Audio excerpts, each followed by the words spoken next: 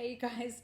All right, this is probably going to be like the world's shortest video ever because we're going to talk about dahlias today, and dahlias just don't need a whole lot of conditioning. They are pretty easygoing little creatures.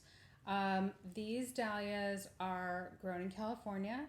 They also grow quite beautifully up in Oregon. Oregon is where I first learned how to be a florist, and I have memories of them being like sold on the side of the road for like 10 cents a stem, and they were like as big as your head. These particular dahlias are standard dahlias.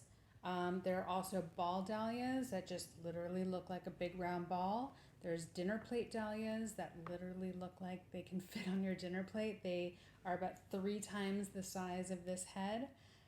So you have a lot of different varieties, and they're all dahlias. The other thing that's very unique about dahlias is the colors. The colors tend to be super saturated, really fun, just a full commitment to color these guys have. I mean, every color of the rainbow: oranges, yellows, purples, reds. This is kind of like a burgundy, white, you name it. So with these guys, if there are leaves on there, pull them off.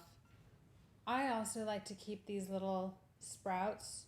Do yourself a favor when you do separate this piece from this piece. Also take off this little hook that's in there. You can use your cutters to do that. The reason for that is that once you start to get into flower arranging, if you ended up placing this in your flower arrangement, but then decided a minute later that you wanted to put this over here, that hook is going to grab all of your flowers, and it's going to freaking make you so mad. So that's that. This one I'm going to keep the way it is, and just start to kind of make your little arrangement. I'm going to show you one more time what that little hook looks like so that you know what I'm talking about. So see right here where I cut it and there's that hook? Imagine if I was pulling that out of a vase. It's just going to grab everything. So if you want to keep it that length, that's fine. Just cut it. Or you could just cut it there, whichever works for you. If you get some of the petals falling off, it's pretty natural for that to happen with dahlias. Don't worry about it. Here's a little double header. We always kind of love when we get pieces like this. You can either put this in the way it is or separate them, totally up to you. Here's one that has like a lot of different like legs and things, so I am going to separate this one like that. I'm going to get rid of that little hooky thing again. Now I've got these 2 pieces, and I'm just going to separate all of it so that none of it is getting into little tangle wars with any of the other flowers. Even these little leaves, they're on the stem, pull them off.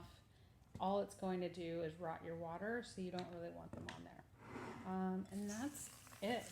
That's our dahlia day. They really are such a sign of the season. Dahlias tend to really show up during the hottest months of the year. That's when they really start taking off at the farms. So look for these like mid to late summer, and they'll be around. These will probably be around in California through like November because it stays warm here. All right, enjoy your dahlias.